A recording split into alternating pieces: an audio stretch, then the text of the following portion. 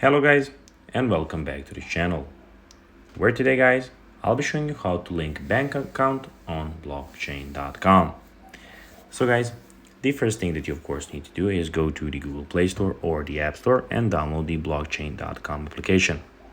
When you do that, you just need to go and log into your profile. But guys, if you do not have one, you can always go and register, and you can go and check out a video on our YouTube channel how you can do it. Now guys, let's see what we actually have in front of us here.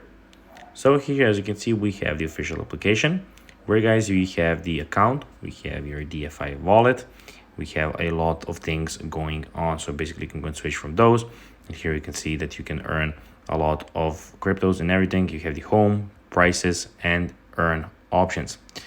But now guys, let's see how you can actually go and link a bank account on the blockchain.com. So it is pretty simple, and you just need to go and follow these few steps to know how to do it in no time. So what you need to do guys is go to and log in of course to your wallet on the blockchain Android or App Store app.